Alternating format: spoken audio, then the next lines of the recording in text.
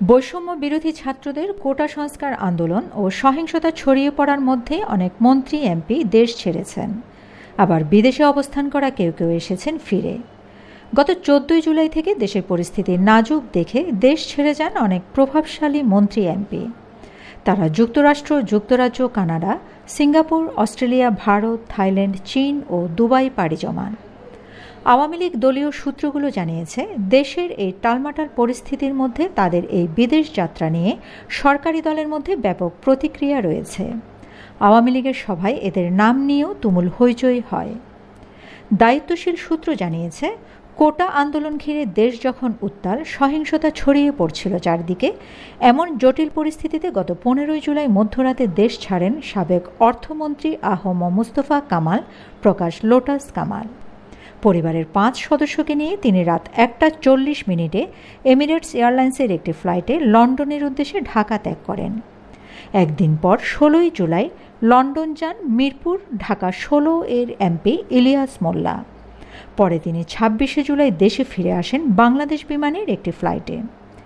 একই দিন পরিবারের 11 সদস্য নিয়ে কুমিল্লা 11 আসনের এমপি ও সাবেক রেলমন্ত্রী মুজিবুল হক দুবাই যান। রাত 11টার কিছু আগে এমিরেটসের একটি ফ্লাইটে তারা ঢাকা ছাড়েন। সংশ্লিষ্ট সূত্র জানায়, প্রাথমিক ও গণশিক্ষা মন্ত্রণালয়ের প্রতিমন্ত্রী অধ্যাপক রুমানা আলী 16 জুলাই যান মালয়েশিয়া। তার সঙ্গে ছিলেন পরিবারের 4 সদস্য। এদিন আরও 2 এমপি বিদেশ যান। তাদের মধ্যে রয়েছেন ময়মনসিংহ 8 আসনের এমপি মাহমুদ হাসান সুমন। তিনি পরিবারের 4 সদস্য নিয়ে গেছেন সিঙ্গাপুরে। অপরজন হলেন কুমিল্লা 8 আসনের এমপি আবু জাফর মোহাম্মদ শফিউদ্দিন। তিনি গেছেন চীন। 17 জুলাই রাত 1:11 হংকং এয়ারলাইন্সের একটি ফ্লাইটে অস্ট্রেলিয়ার সিডনি থেকে ঢাকায় ফেরেন চট্টগ্রাম 1 আসনের এমপি মাহবুবুর রহমান। এই সময় ঢাকা 5 আসনের আওয়ামী লীগের এমপি মশিউর রহমান মোল্লার সজল ভারত সফরে ছিলেন। সূত্র বলছে, পরিবেশ, বন ও জলবায়ু পরিবর্তন মন্ত্রী সাবের হোসেন চৌধুরী আমেরিকা থেকে দেশে ফিরে আসেন 17 জুলাই। রাত 11:22 এমিরেটস এয়ারলাইন্সের একটি ফ্লাইটে তিনি সস্ত্রীক ঢাকা অবতরণ করেন। ভোলা 4 চরফ্যাশন মনপুরা আসনের এমপি আবদুল্লাহ আল ইসলাম জ্যাকব দুবাই গেছেন পরিস্থিতি শান্ত হওয়ার পর 27 জুলাই। যোগাযোগ করা হলে তিনি জানান, কোটা সংস্কার আন্দোলনের পুরো সময়টাতেই তিনি ছিলেন তার নির্বাচনী এলাকায়।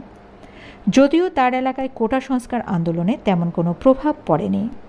সাবেক পররাষ্ট্রমন্ত্রী এ.কে আব্দুল মোমেন এমপি ছিলেন আমেরিকায়। তিনি ফিরে আসেন 28 জুলাই। ভোলা 3 আসনের এমপি নুরুন্নবী চৌধুরী শাওন সস্ত্রীক থাইল্যান্ড থেকে দেশে ফিরেছেন গত 26 জুলাই। থাই এয়ারলাইন্সের একটি ফ্লাইটে দুপুর 12:15 তিনি ঢাকায় আসেন। যশোর 3 আসনের এমপি কাজী নাবিল আহমেদ তার পরিবারের এক সদস্যসহ ভারত যান 26 জুলাই। দুপুর 12:40 নভো এয়ারের একটি ফ্লাইটে তারা কলকাতার উদ্দেশ্যে ঢাকা ছাড়েন। কাজী নাবিল জানান, 26 জুলাই ভারত গিয়েছিলাম আর দেশে ফিরেছি 28 জুলাই। নারী সংরক্ষিত আসনের এমপি পারভিন জামান গত 26 জুলাই ব্যাংকক গেছেন। রাত 11:30টায় বাংলাদেশ বিমানের একটি ফ্লাইটে তারা যাত্রা করেন। ফরিদপুর 4 আসনের এমপি মুজিবুর রহমান চৌধুরী নিক্সন গত 23 জুলাই রাত 11:54 থাই এয়ারলাইন্সের একটি ফ্লাইটে ব্যাংকক থেকে দেশে ফিরেছেন। ময়মনসিংহ 3 আসনের এমপি নীলুফার আঞ্জুম লন্ডন থেকে গত 25 জুলাই সন্ধ্যা 7:52 এমিরেটস এয়ারলাইন্সের একটি ফ্লাইটে দেশে ফেরেন। অর্থ প্রতিমন্ত্রী ওয়াসিকা আয়শা খান 25 জুলাই কানাডা গেছেন। যদিও এটি তার সরকারি সফর বলে জানা গেছে। সফর সঙ্গী হিসেবে তার সঙ্গে আরও 2 কর্মকর্তা রয়েছেন। এমিরেটস এয়ারলাইন্সের একটি ফ্লাইটে সন্ধ্যা 7:30 তিনি ঢাকা ত্যাগ করেন। কোটা আন্দোলন যখন তুঙ্গে, চট্টগ্রাম 10 আসনের এমপি মহিউদ্দিন বাচ্চু কানাডা পাড়ি জমান। গত 28 জুলাই কানাডা থেকে দেশে ফেরেন। রাত 11:55 বাংলাদেশ বিমানের একটি ফ্লাইটে তিনি দেশে আসেন। চাঁদপুর 4 আসনের এমপি শফিকুর রহমান 18 জুলাই স্ত্রীসহ মার্কিন যুক্তরাষ্ট্রে যান। এমিরেটস এয়ারলাইন্সের সন্ধ্যা 7:30 ফ্লাইটে তিনি ঢাকা ত্যাগ করেন। ব্রাহ্মণবাড়িয়া 5 আসনের এমপি ফয়েজুর রহমান 27 জুলাই স্ত্রীসহ পরিবারের 3 সদস্য নিয়ে হংকং থেকে দেশে ফেরেন। কুমিল্লা 3 আসনের এমপি জাহাঙ্গীর আলম সিঙ্গাপুর গেছেন 28 জুলাই। সঙ্গে নিয়েছেন পরিবারের 3 সদস্যকে।